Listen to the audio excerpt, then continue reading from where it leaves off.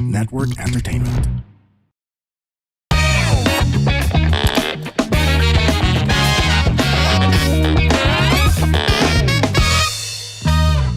Warning! This program is created with adult consent and the content is for entertainment purposes only. Huwag nyo namang seryosohin masyado. Pero kung ayaw nyo ang ilan sa mga topics, okay lang. Please feel free to skip the episode. Baka sabihin nyo, pinilit ko kayo eh. Joke lang. Salamat! Okay, and welcome sa another episode ng Punchline with Alex Calye. Ito po ang yung host, Alex Calye. Alam niyo naman sikreto para tumagal ka sa isang programa, ilagay mo ang pangalan mo sa title. Punchline with Alex Calye, kaya hindi ito mawawala. At ngayon, nasanay kayo sa mga Viva Max na mga guest ko, mga Viva Max ladies, o kaya nakita nyo mga guest ko, mga parang mga komedyante. Ngayon, nako, manda kayo dahil magugulat kayo sa ating host nyo na ang ating guest ngayon kasi naging mag-close kami sa aking face-to-face show na siya ang aming trio tagapayo. Isa sa trio tagapayo. At magugulat ka dahil pag nakilala mo siya, hindi ko alam kung gusto niya pasabi to na she has a soft heart, she's very sweet kasi baka mamaya ang image niya is she's the first, parang fierce lady. Pero pakilala na natin si Atty Lorna Kapunan. Attorney! Hi, Alex. Nice to see you. Yes. Virtual. Hindi tayo nag-meet sa New York. Pero... di ba nakita sa New York? Pagkagaling kami sa ibang bansa, lalo si Atty pag galing sa ibang bansa, pagdating niyan sa face-to-face, may pasalubong yan, automatic. Ang nakita ko lang na may pasalubong na chocolates, na sweets and everything at kumakain kami doon. Of course, alam naman natin lahat na medyo pahinga ang face-to-face ng season break pero we're waiting for the new season. But while we're waiting, nagkaroon kami ng na-chambahan ko si Attorney fresh from New York.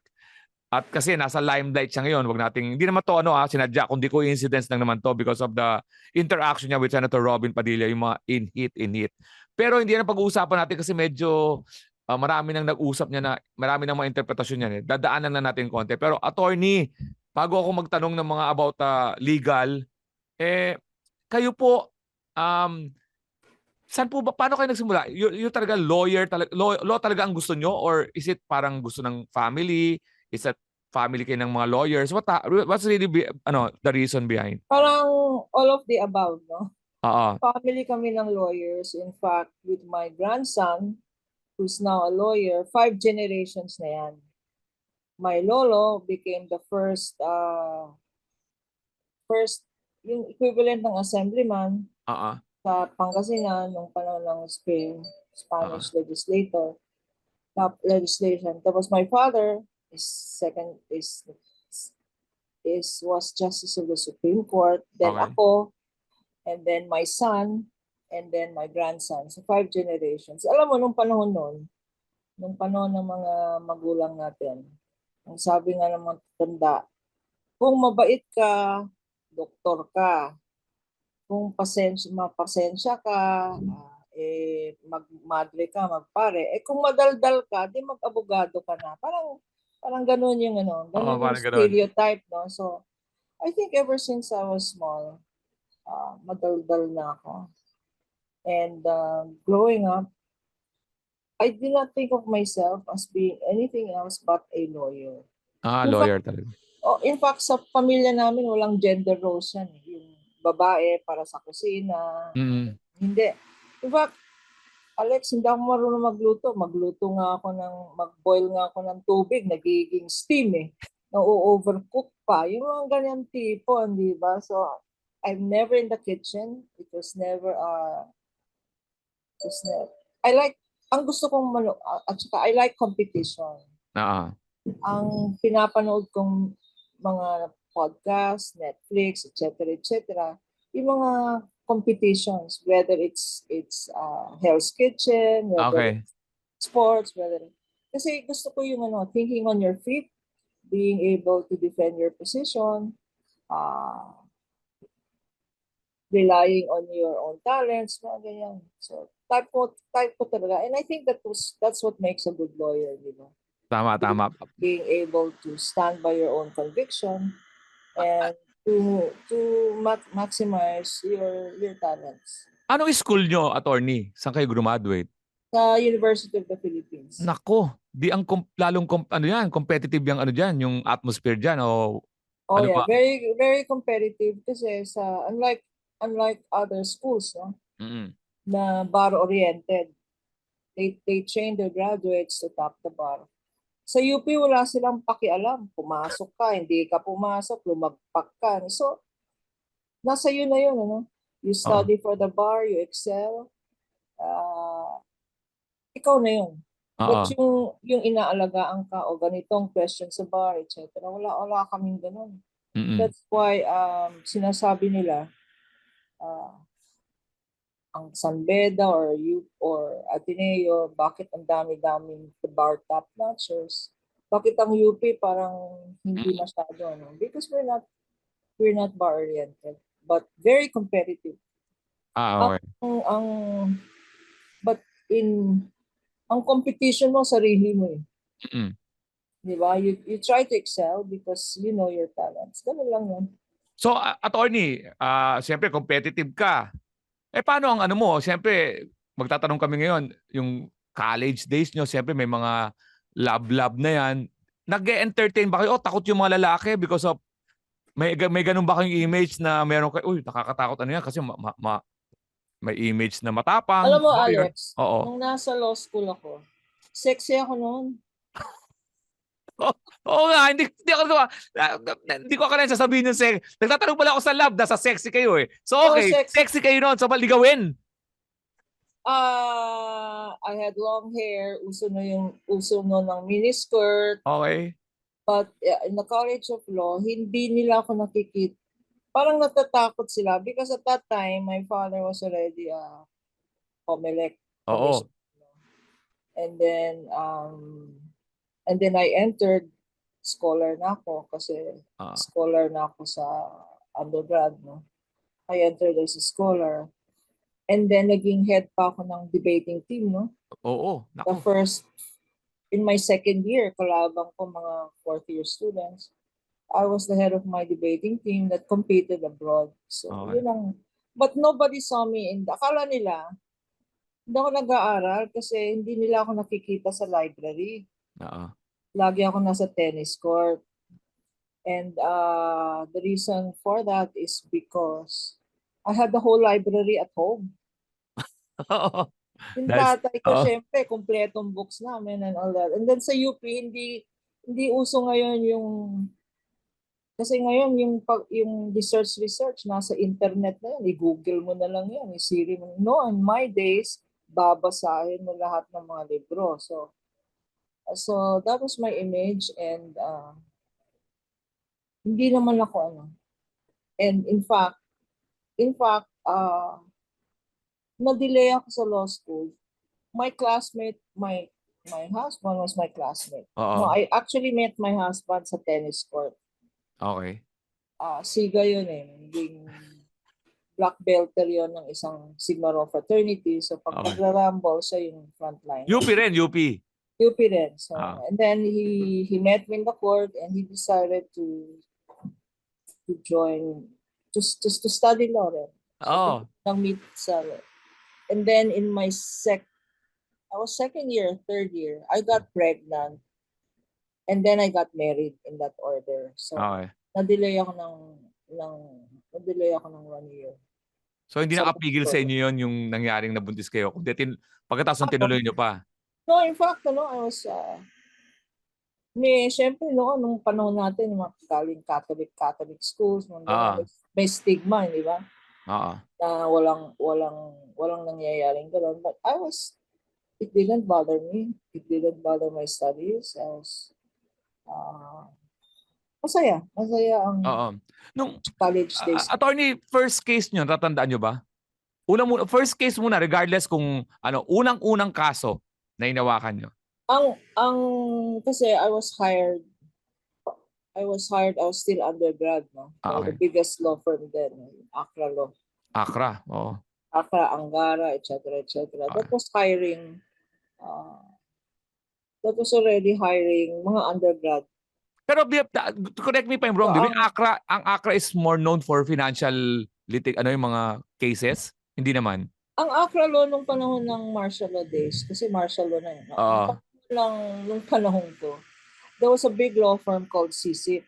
CSIP. Law. Ang CSIP law was for more international foreign investors and all that. So, at that time, si JPE, Juan Ponce Enrile, and Angara, both from Sigion Reina Law Offices, sabi nila, wala naman nag-a-answer sa demands ng mga Filipino companies, etc. And they formed ACRA Law. So, initially, kay JPE yan. And then, martial law got declared. So, hindi na siya pwede mag-private sector. Naging Angara na yan. Angara, Abelio, Cruz, Regala, ang Concepcion. And I was hired, I was only 4th year. So you can imagine, lahat ng mga kaso at that time, kasi syempre, Secretary of Defense, parang little president ng si JP, pumupunta sa ACRA Law. So maraming pro bono cases. In fact, I remember one big case that I handled was Pepsi Paloma. Oo. Who was a victim of sexual harassment in the workplace. No? Okay. Celebrated case yun. Ito yung famous case ng nila Tito Vic. Tama ba? Ito ba yun? At saka Richie the Horse, etc. And siyempre, natakot sila. And they settled. There was a trust fund made for Pepsi. Kasi ang nangyari doon, yung manager ni Pepsi, constituent ni JPE. Enrile, di ba? Nag-uso yung lahat ng soft drinks, Pepsi. Si Ray de la Cruz? Ray de la Cruz. Okay. Pepsi Paloma, RCA Emanuel, Coca Nicolas, Cerce Emanuel, Coca Nicolas. Yun nag-uso. So people were saying, bakit tinanggap ng isang ACRA law ang Pepsi Paloma? Ayun ang sagot, because constituent niya. Taga-Cagayan si Ray de la Cruz. And sadly, she did not know how to deal with the situation and she committed suicide. So, traumatic sa akin yun because I handled her personally. I walked through her. No?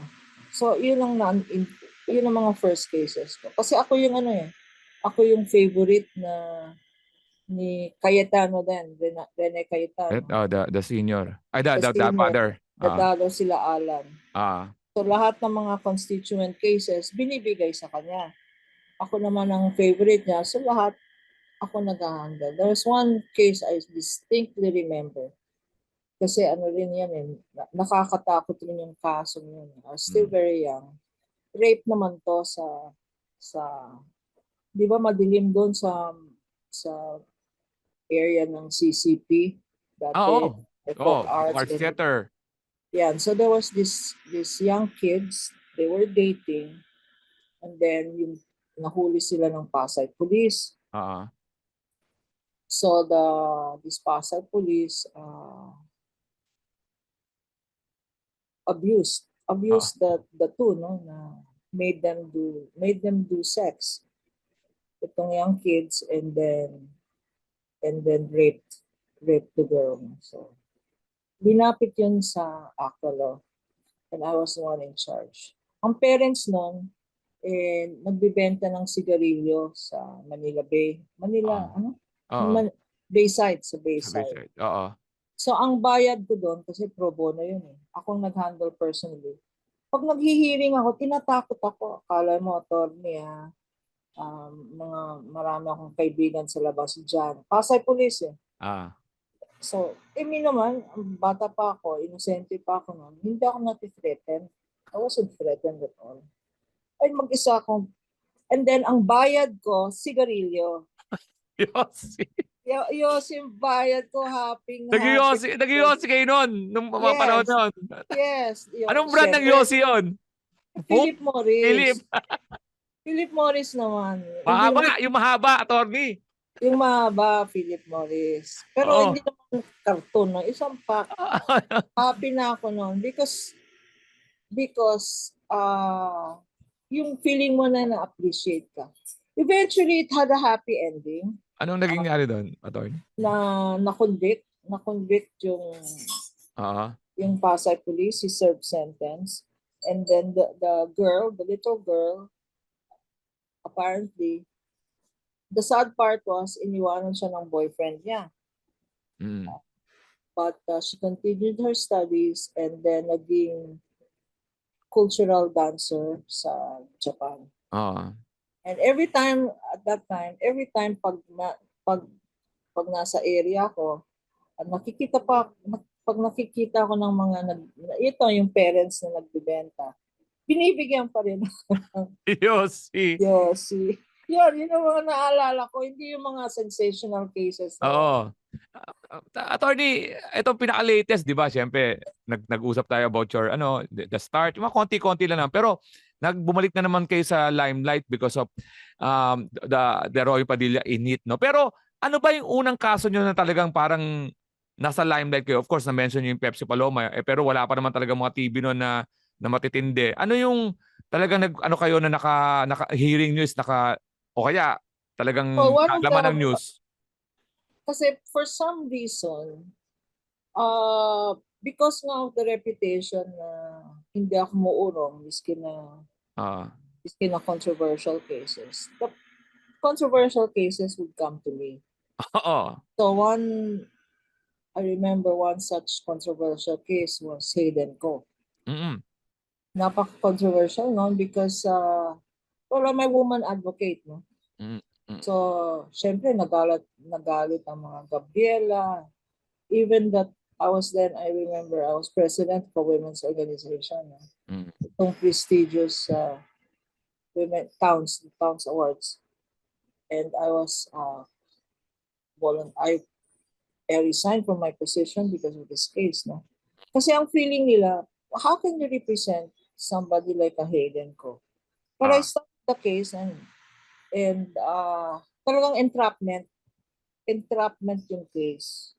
And it's now public knowledge because inadmit ni Lolit Solis then afterwards inadmit niya na she made up the case for Katrina Halili kasi siya yung manager ni Katrina Halili at saka ni Bong Revilla, siya rin ang manager. At that time, Bong Revilla wanted to was thinking of running for president of the republic or something like that. Manager rin siya ni Bong Revilla. So she put one and one together, and came out with the story na rape. And then kinunan pa ng video, di ba nag-uso yung video na yun. As it turns out, it was an entrapment. In fact, I was able to prove that she was even looking at the camera, Katrina Halili. And it was so controversial because how could I represent now somebody like a Hayden Co who would take pictures of the people videos. Naging Senate hearing pa nga yan in aid of legislation. Doon lumabas yung Anti-Voyeurism Act. But anyway, got vindicated. He was acquitted. He got his license back, but the backlash there was the women's groups. Yeah. Pero speaking of women's group, no, ito naman kay Robin during your hearing. Anong yung napaliwanag yun naman na maayos, no, yung stand nyo dun sa yung mga marital rape and everything. So, yung kasi nakakat-cut na yun eh. To answer ba talaga, attorney, no?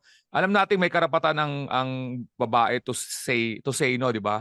Ang kasunod ba nun? Kasi I was under parang ini-scrutinize ko yung question ni Robin. Parang ang tanong niya is, pag umaayaw, ano ngayon ang gagawin na within the legal boundaries ba na isang lalaki? Ang parang sagot talaga is you have to counseling, together. Yes. There's the problem, no? Hindi talaga siya pwedeng i-address na force, di ba? Kasi ang problema sa kung may problemang ganyan, that's why my initial answer was counseling. Kasi pag-usapan nyo yan. Hindi naman lahat ng problema illegal. But if it comes down to that, if you force your wife, no? Oo. Or if the wife forces the husband, ganun din. Oo naman, pareho rin naman ang rights natin. Pareho rin naman yan. So, violation yan, marital rape yan. Ang problema na because of Robin and who he is, na lumaki yung issue. Oo, lumaki. Lumaki yung issue because mali yung, maybe because Of the image, no? of the image. May lalaking image kasi siya na parang laging yung kanto Oo, boy na salita, no? Na yeah. parang ganun eh. And then, alam mo naman ako sa mga ganyan, hindi naman ako maatras, ano? So, sabi So, ko naman, nood ka na lang ng Netflix, ano? tama.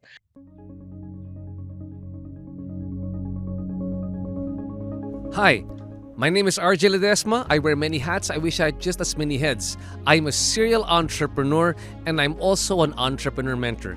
I'd like to invite all of you to please listen to the RJ Ledesma podcast. On my podcast, I listen to inspiring business leaders and entrepreneurs to learn more about how they think about doing business, what are their success secrets, and how we can replicate them, and more importantly, what business opportunities do they see emerging in the near future for us entrepreneurs. Listen to the RJ Ledesma podcast.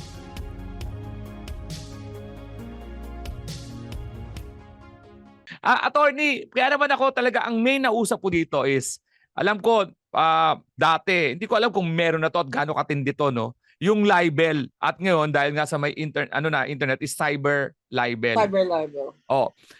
Nung ano ba kayo, nung panahon ba na nagsisimula tayo, yung mga 80s, ang libel ba talamak o it's just lately lang because of the social media and mga ano natin, mga press and TV and everything. Ang libel ba mas matindi na ngayon? And ngayon Mas may cyber matindi libel yan. pa. Mas Yeah. matindi na ngayon ang libel, no? Because it's just a click away. Okay. Di ba? And it's so, yung, nung panahon ko, when we were doing libel, ang mga kliyente ko, lalo na when I was in Akilo, yung mga,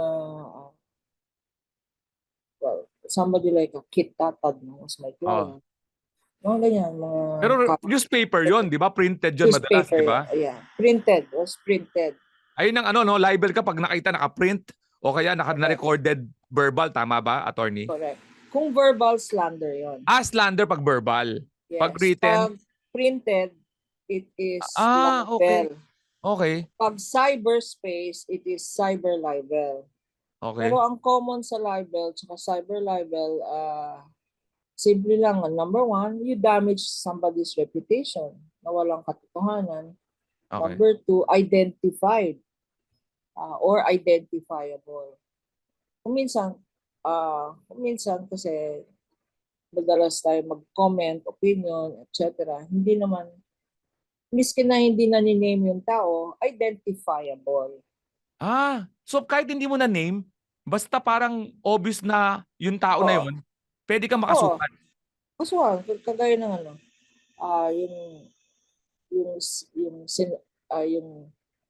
yung for instance, Harry Roque, for instance. Even if he's not named because naging limelight siya na meron siyang involved siya dyan. Sabihin mo yung merong former human rights lawyer na ngayon ay naging lawyer ng Pogo at meron pang kasamang iba na lalaki dyan. Identifiable yun. Kahit na yung madalas sumayaw ng parang sira doon sa mga campaign, pwede siya yun? Pwede yun. Paano, attorney, may tanong ako. Yung sa libel o kaya sa cyber libel, paano pag halimbawa yung printed, printed dyan, no? Dinilit o wala ng ebidensya?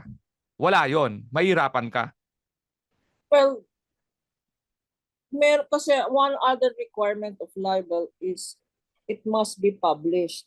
Okay. May publication. Kung direct message, for instance, sulat. Okay. Somebody writes you and say, putang ina mo, bakit mo ninakaw yung ano? That's not libel. Ano yun? Ano naman yun? Parang threat? Oo. Kasi hindi naging public. Okay. Okay. Kung kunyari, nag-dyaryo, during the olden days, nasa dyaryo, binagay mo sa isang column or nag-comment ka. Ngayon, in these days, nasa social media, libel na yun because it involves more than one person. Ganun. Kasi may element of publicity ang libel. So ang Facebook, pag naglagay ka ng status mo, attorney, halimbawa masama yung status mo, tapos libel na yon sa nag-post na yon, tama, di ba? Cyber libel yon. Ngayon, Pag halimbawa may nag-comment, attorney, na sumundot pa siya. Halimbawa, si person A, nag-post siya ng masama sa isang tao. Tapos may nag-comment pa si person B to support that masama. Damay siya doon? Tama siya doon. La- Well, there's a thin line, no? Kasi may decided case ng Supreme Court na pag yung mga like lang, di ba? Merong like button. Yung mga like na hindi mo dinagdagan ng sarili mong opinion na libelous rin. Your own opinion must be libelous as well. Okay. To constitute libel. So pag nag-like ka, wala. Ano ka? Wala yon. Okay ka. Kasi ang whether libel or cyber libel, ang liable is the source. Okay. Yung source itself. Nung old laws ng libel, hindi lang yung writer, kunyari sa dyaryo, hindi lang yung writer ng column, pati yung owner ng publication. Okay. That's why, kunyari, may column ka, ang publisher noon, Manila Times, isumo rin ng Manila Times. Because there is a duty of, although there's free press, no? Free press does not entitle you to destroy people's reputation. Ito, attorney, may example ako. Alimbawa, may naglagay ka sa isang Facebook, Reddit, may uso yan eh. Naglagay ka na magnanakaw si Alex. Alimbawa, ganun, magnanakaw si Alex. May nag-comment na, oo, totoong magnanakaw si Alex. Pero hindi naman talaga magnanakaw. Ano yun? Pareho sila. Pareho sila. Parang gano'n. Pero alimbawa nagkataon lang, magnanakaw talaga paano pag magnanakaw talaga si Alex? Yun ang magandang tanong. Because yun ang exception. Kung kasi ang libel, if you, kasi malicious dapat yung imputation. Kagaya ng meron akong hinahandle ngayon, halimaw. Somebody said halimaw siya, puto lang daliri, which is true, no? It is a vice or defect. Okay. Libel 'yon. Kung miski na totoo, hindi defense 'yon. Unless, the only exception is unless what you charge is a crime. Okay. Magnanakaw, crime 'yon. Magnanakaw crime 'yon. Now, if what you allege is a crime, truth is a defense. Okay. So yung inabla mo, na sinasabing, libelous yung sinabi, magnanakaw ka talaga eh. Patunayan ngayon yan na magnanakaw ka. Pero kailangan niya patunayan. Ang burden of proof is doon sa nagsabing magnanakaw. Yeah, or may conviction ka. Talaga, Paano pag putok-putok lang, attorney? May putok si Alex. Tapos may nagsabi na amoy ko. Truth is not a defense. Miski na totoo yan, Alex. May putok ka. Hindi naman crime ang may putok. Okay. So pag nasiraan ka, pwede mong isu yun. Pwede mong idemanda yun. Yes. Wag lang crime ang natotoo, di ba? Tama, attorney? Yeah, kasi ang crime, pwede mong truth nga is not a defense in libel except when what you allege is a crime. Okay. Pwede rin hindi lang natural person, hindi lang pwedeng tao, pwede rin tinatawag na juridical person. Ano yung juridical person? Kaya ng mga groups, sabihin mo na, ang Iglesia ni Cristo laging nagkokorapya ng mga government officials. O laging nagpapa-appoint ng government officials, etc. Ang Iglesia ni Cristo is not a person. Okay. But it is a juridical person, hindi natural person. Pwede mo magsu ang miski na hindi tao. Miski na hindi sinabi si Manalo, ganyan, nagpo-corrupt naman. Pwede magsu ang Iglesia ni Cristo as an association. Pwede. Or as a congregation. Pwede. Okay. May isa pang pwede rin pataya to blacken the memory of... Oo. Yeah. Pwede rin. Ang victim pwedeng patay kasi libel covers tinatawag na you blacken the memory of the dead. sabihin mo na, okay, si Ninoy Aquino, hindi naman talagang hero yan eh. Nung panahon niya ano rin yan, mamamatay tao rin yan. Oo. Or Oo. nagsusuporta ng mga hukbalahap. Or siya yung in charge. Siya talaga ang author ng Plaza Miranda bombing. Oo. Patay na si Ninoy, no? But if you blacken his memory, his family or his estate can file for libel. Paano, Atty. Nag-post ako ng isang libelous comment tapos dinilit ko pero may naka-screenshot. Yung screenshot ba acceptable? Acceptable yun. Oo. Or yung pinadalhan mo. Kasi publicity nga eh. Okay. And as many places as it was published, pwede ka mag-file. Kunyari, yung dyaryo, meron ring, let's say, meron ring edition sa Cebu. File ka sa Cebu. File ka rin sa Manila. File ka anywhere. Kaya ako interesado dyan dahil usong-uso ngayon yan because of kasi yung mga kabataan ngayon at may mga ibang tao na ginagamit na yung akala nila ganun kasimpleng bagay ang social media na hindi tayo dapat maging responsible for what we're saying. Ang problema, Alex, since pinag-uusapan yung social media at yung kabataan, hindi lang libel. Ang worst scenario is nagiging bullying. Bullying. Tama. Pag nagiging bullying, alam mo naman ang kabataan ngayon, and nagiging victim sila.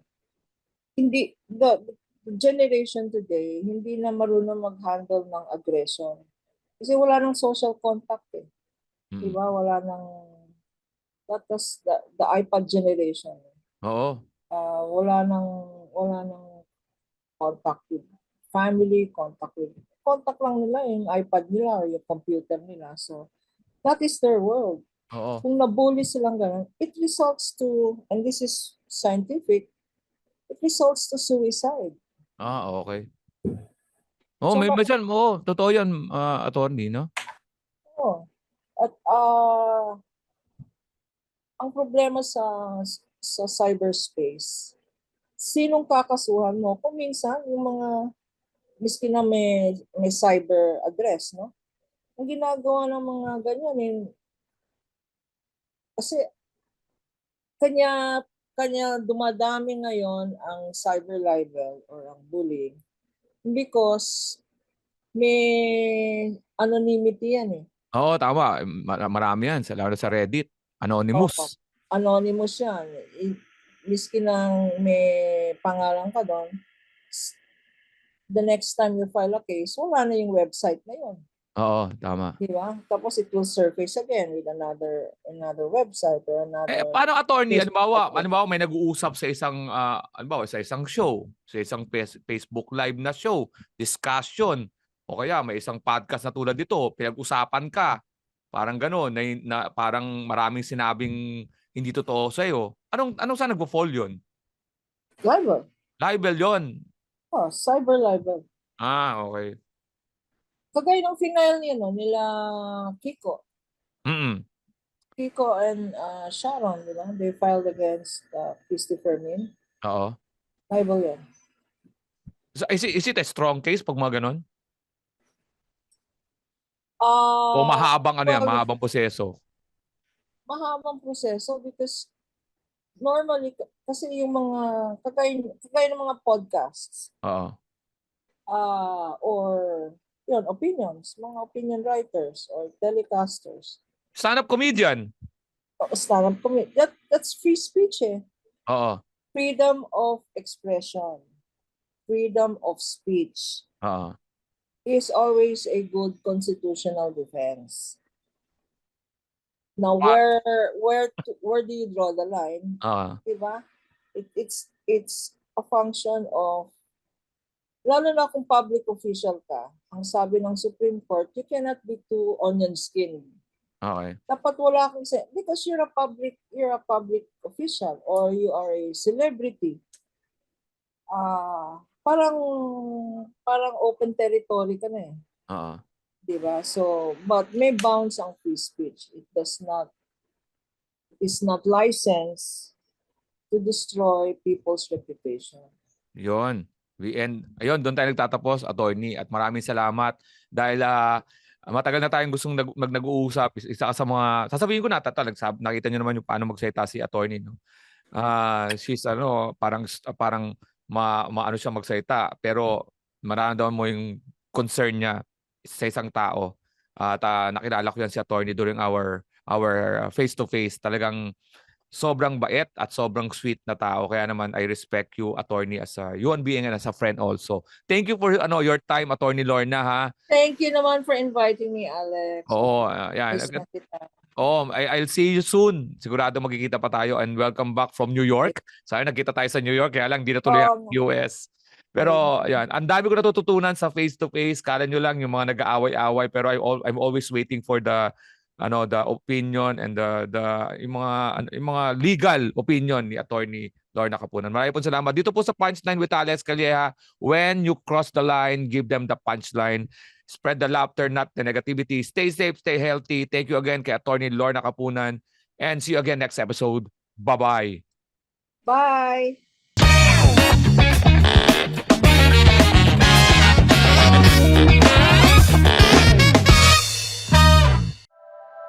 The opinions of podcast creators, hosts, and guests are not necessarily reflective of the official stance of the Pod Network Entertainment, its hosts, or other network programs. The content created by the people behind the podcast is personal and not meant to harm any religion, ethnicity, group, organization, company, or individual.